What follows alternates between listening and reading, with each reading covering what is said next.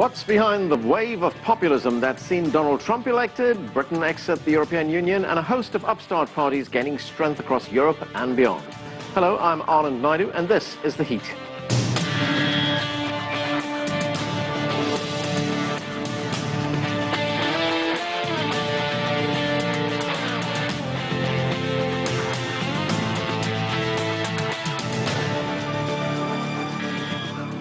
From political movements in France and Germany to the Netherlands' Party for Freedom and Austria's Freedom Party, political parties challenging the status quo in Central and Northern Europe appear to reflect a populist, anti-immigrant stance. The voters of these so-called populist parties bear a striking similarity to many of Donald Trump's supporters, whose surprising election to the White House sent shockwaves around the world. But for all they have in common, populism can mean different things to different groups and geographic locations. To help us understand what's behind this latest trend, we've assembled a distinguished panel. Lee Feinstein is the former United States ambassador to Poland. He joins us from Indiana University, where he's currently the dean of the School of Global and International Studies. With us from Beijing is the anchor of CCTV's World Insight, Tian Wei. Daniel Landsberg Rodriguez is a frequent media contributor and teaches Latin American business at Northwestern University. He joins us from Chicago. And with us here in the studio is CCTV's Nathan King.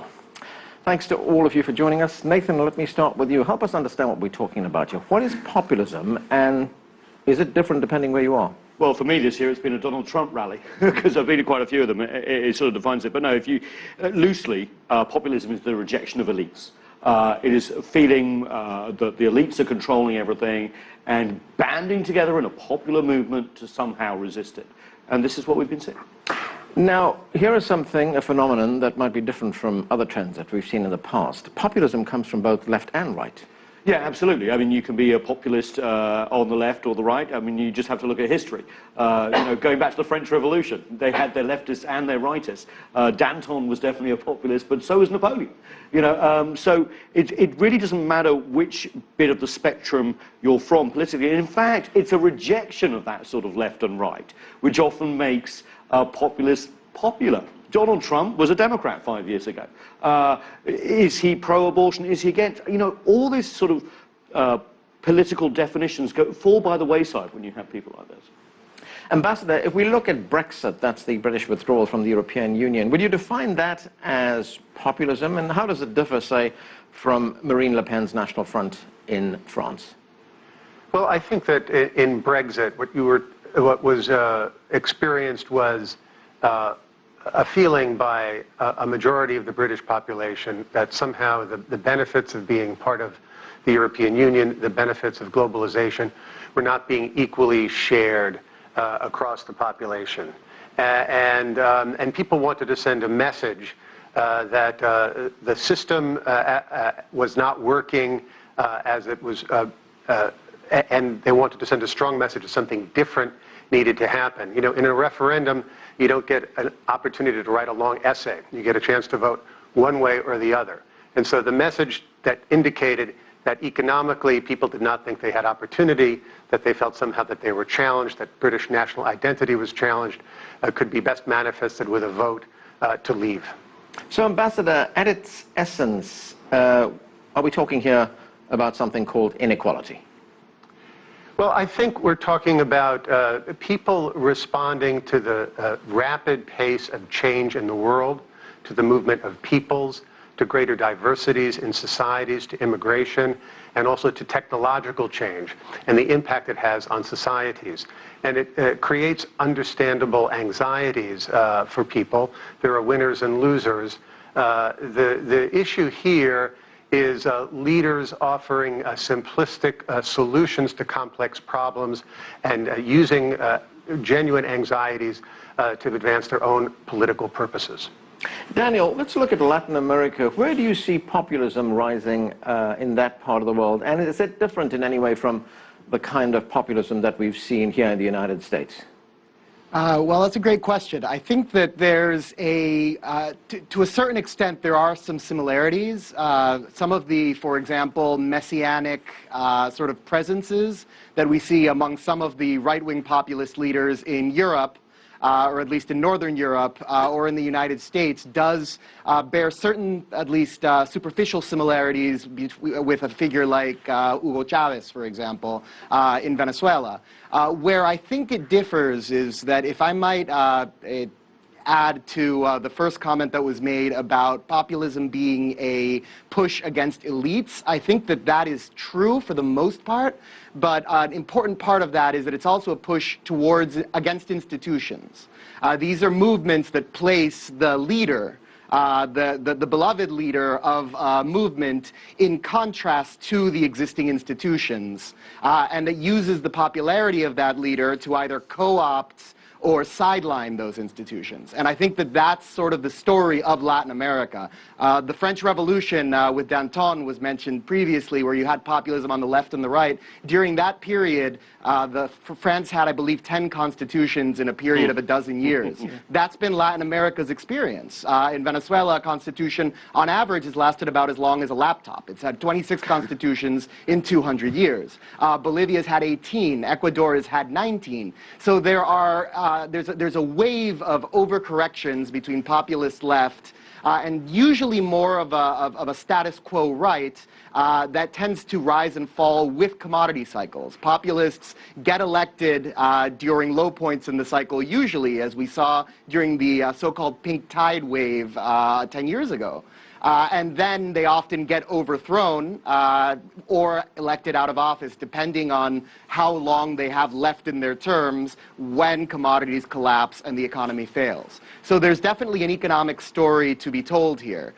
But there are some fundamental differences as well. Okay, let's bring in Tianwei from Beijing. And Tianwei, Asia has its own brand of populism. Its flag bearer right now, of course, is the Philippines President Rodrigo Duterte. He was once described as an outsider. He didn't have much of a foothold in mainstream politics in the Philippines, but he's there now. He's the leader. He's seen as a strongman populist. Is that a fair description? Well, I think we have to be very careful, and if I could be frank here, by using the phrase, the rise of populism. Of course, at times when you see changes, there are certain phrases are always more popular than the others. At the time, it was globalization, and now it becomes the rise of populism. I think we have to be very careful with this. Also reflected with the U.S. presidential election. If you and I could go back a little bit, look at this election, because that's where this phrase has been used most of the time, and to look at whether it is a rise of populism that is really representing so-called democracy of the majority. By the way, you know this better than I do, that the turnout of this election is not necessarily high, therefore you can't say majority of Americans voted. Secondly, you also have the popular votes going to one candidate while the electoral vote going to the other.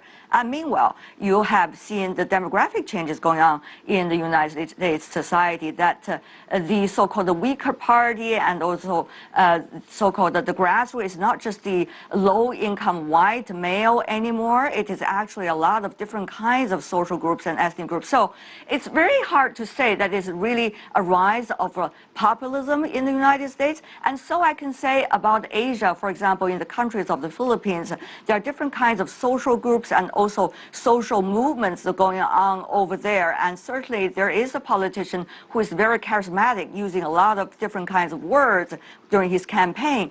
But we should give them the benefit of the doubt once they come into the office as to where the policy is going. And so do many media arguing about Mr. Donald Trump, the president-elect in the United States. So I guess it's your business back in the U.S. as to what the choice should be, but we have to be very careful with the use of the rise of populism and whose interest is it really represent. All right, you make a great point. We shouldn't forget that more people in the United States voted against the populist. Hillary Clinton actually is winning the popular vote in the United States. Nathan, when we look at the rise of Duterte in the Philippines, Trump here in the United States, Narendra Modi in India, Viktor Orban in Hungary, the Brexit phenomenon, do you see any parallels? I do. I just want to pick up on something that Chun Wei saying, that most people didn't vote for Donald Trump. But Donald Trump was a complete outsider who basically came from nowhere, defeated 16 Republican candidates and Hillary Clinton, who was the presumptive choice of the establishment. So even though he may not have got a popular vote, his whole rise basically reflected populism. And this is where the comparison is that they've written off these people as they rose. I mean, Duterte was considered a joke by the Americans until he won. The same with the National Front in France. Marine Le Pen and, of course, her father were written off, except when they keep on actually putting dents in the political system. And they tend to have a couple of things in common. They tend to actually try and hark back to something rather than forward. Make America great again. Jean-Marie Le Pen, of course, World War II parachute hero. Duterte talking about a more comfortable time under the Marcoses, you know, in the Philippines. But they also look to the future and say, we can't take this anymore. We're mad as hell and we can't take this anymore. And I think the point about challenging institutions is very important. And let's face it, to some extent in every political system, governing is based on consent. Right. And I think there's a feeling that by many people, it's not just economic dislocation, that they are not consulted about changes in their society anymore. Ambassador, where do we see populist trends in Europe? I mean, to what extent is it driven by rich countries like Germany, perhaps bullying smaller, poorer countries like Greece? We saw that happen not so long ago. Does it undermine democracy? Because if we look at a party like Syriza in Greece, here was a party that had to basically roll back most of their election platform because it was not acceptable to a powerful country like Germany in the European Union. Right. I mean, in the European Union, you have the issue of individual member states wanting to have greater control over their own economic destinies and as well as their own cultural futures. And they, in some cases, say that they oppose what they sometimes describe as diktats coming from Brussels. I think the unifying trend here is those who are favoring the idea of openness, diversity, open free economies, free expression as something that is good for their societies and their futures and their own economic opportunity, and those who believe that the solution to the problems and anxieties that they feel is closing borders, taking national solutions rather than trying to engage the rest of the world and address problems together. So in a way, I think the way populism is being manifested in Europe and elsewhere is really now a battle between those who favor openness and those who look to solutions in the direction of closing societies and building walls. Well, let me get Daniel's view on that. Daniel, globalization, the removal of barriers, has to an extent been blamed for the rise of populism. Do you believe that to be the case? Well, that's a great question, and it has parallels to what we saw with the rise of right-wing populist movements in the 1920s and 1930s in Europe, which was also an age in which a prolonged recession led to a rise in trade barriers and a period of globalization with a lot of free movement of both capital and manpower was tampered down in response. So I think that is part of the story. And beyond that, the fall of borders and the rise of certain technologies, for example, Facebook, Twitter, which allow for a type of echo chamber ideologically, but which also tend to, barring linguistic differences, create more accessibility from one country to another. So you have more contagion in a sense. And that's something that we saw when Venezuela, for example, rewrote its constitution during the rising pink tide in 2000. You had 4 or 5 other Latin American countries rewrite their constitution within the next 8 years, completely.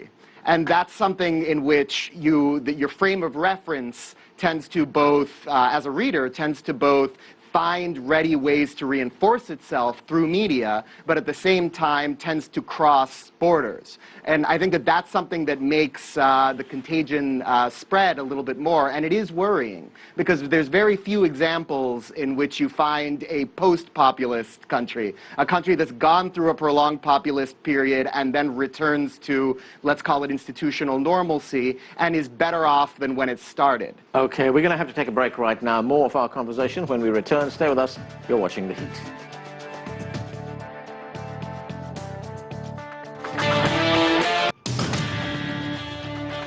Welcome back. We're talking about the rising tide of populism in various countries around the world. Let's get back to our panel. Tianwei, I just want to pick up where Daniel left us, and that was when he talked about a post-populist country. He's right. We have not seen that. We have not seen a post-populist country return to some kind of normalcy. Let's take Thailand, for example. The former Prime Minister, Thaksin Shinawatra, adopted I guess, what could be described as populist policies, introducing a low-cost healthcare program for the country, as well as subsidies for farmers. Yet he was opposed by vested interests in the country. Would you say that those policies were successful? Because as we know, Shinawatra is no longer there.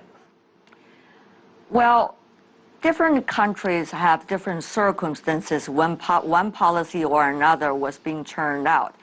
I wouldn't comment specifically about exactly whether that is populist policy by Mr. Shinawatra. However, may I say this, that is the populist policies, or shall I say the rise of populism, we can still use that phrase, is a result of the blame game and the incapability of politicians to be able to look for a solution. Therefore, they would like to prefer to have a shortcut to seek political office and to satisfy what they believe as their constituencies. And of course, as a result of this kind of phenomenon, usually the populist policies are not necessarily the best policies for the country, particularly for the long term. Having said that, though, I think there is a difference between a political scandal and also populist policies. For example, at this moment in South Korea, one could also argue maybe there's a rise of populism against the establishment. However, one could also take a close look at it. That is one closely linked to a political scandal of the president right now in the Blue House. So the demands on the street by tens of thousands the people is rather a rise of populism or their correct demand for the political leadership to be responsible for what they have been doing.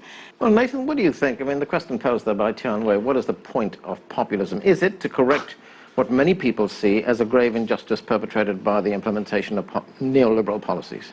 I think in history there's always an action and a reaction, and I think we are at a stage at the moment where the post-Cold War and post-World War II architectures are not without their critics. They're showing signs of not being as dynamic as they once were. Look at the European Union, look at the IMF, look at the UN. There's people pulling out of the International Criminal Court. There seems to be a reaction against this sort of institutions. So there is that, but I also think it's a question of identity too. And we've had a Pax Americana for a long time. Europe also in control, and there is identity politics. National identity. So, at what point does populism morph into nationalism? I think the two are very linked. I mean, there is no accident that Donald Trump's key slogan was "Make America Great Again." His foreign policy is going to be America first. Brexit saw more flag-waving Union Jacks than I ever saw when I was growing up in the United Kingdom. They are linked.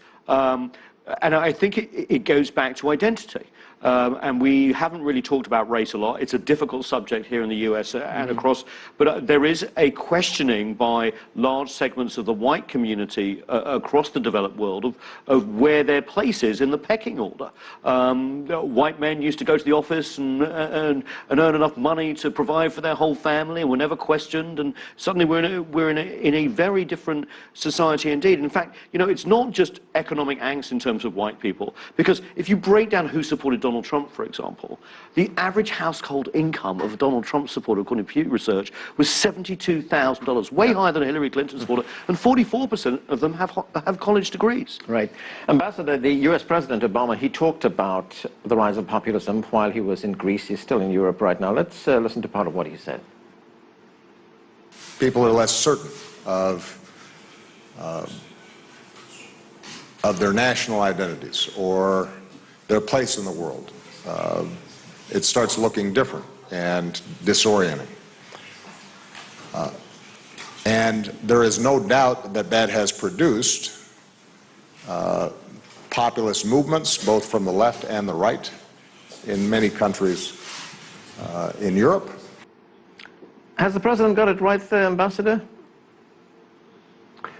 Well, I think so. I think the interesting thing is that this concern about national identity is expressed in places where there is immigration and places where there isn't immigration. And so in some cases it's a theoretical concern about a threat to national identity. So in parts of in Europe where there's the most anti-immigration sentiment. There's effectively no immigration whatsoever, that they're homogenous societies. So it is a global phenomenon, and it's fueled by fear and anxiety. I think principally economic anxiety and technological change, but sometimes confused with the idea that national identities within states are under threat. Daniel, you talked earlier on at the beginning of the program about institutions in Latin America. To what extent is the rise of populist leaders, Cordillo as they called in Latin America, driven by weak institutions? Well, I think that there's definitely a cyclical nature. Most of the countries that are most prone, or many of the countries that are most prone to populist movements, are also the countries that tend to have very young constitutions in which the institutions themselves have not yet begun to be able to assert themselves, and they end up being very weak. And I think that that's something that we're definitely seeing. At the same time, this conversation,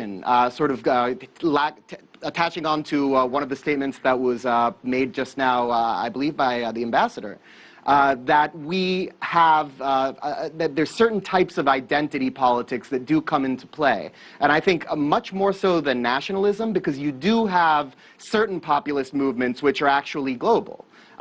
For example, in Venezuela, and I keep coming back to it, but in some senses it's the one I know best because I have roots there. What we saw was a leader that promised not to bring Venezuela back to a golden age, because there had never been a golden age. What he promised was to make Venezuela the spear point of a revolution that was going to sweep through Latin America. So sometimes you do have populism that's not necessarily exceptionalistic nationalistically, but is more regionally focused. All right, Tianwei, you want to say something? I think the problem may not necessarily be 100% the rise of populism, but rather how politicians are taking advantage of some of the concerns people have and some of the social movements going on right now. For example, in the presidential election this time inside your country, in the United States, there seems to be a disbelief of the so-called political correctness. But one can also argue there is a fundamental lines of values and also beliefs by a country and by a people. That is the very bottom line with which a country is being established on. So when the rhetorics are about let's dismantle everything that we have had, that things have been, that people have been taking pride in, and let's establish a new society. When the new rules and new values are not there, I'm afraid the politicians are taking very much advantage of the rise of populism. But if there are in which the rise of populism can be going through and right policy can be designed, I think this is a beautiful wake-up call for the system to correct itself, and also for the politicians to know what they should be, what their responsibilities should be about. This sounds like a general argument that I make, but I think it should work in different kinds of society, of course, depending on the circumstances specifically. Right. Ambassador, I want to get back to Europe for a moment. Germany has an election coming up. There is deep resentment in Germany against the status quo, driven, according to the Washington Post, by terrorist attacks, by Islamic radicals, and there's been a record wave of Middle Eastern migrants as well. The Post, in its article, says that this is testing the national will in Germany. Do you see major changes coming up in Germany?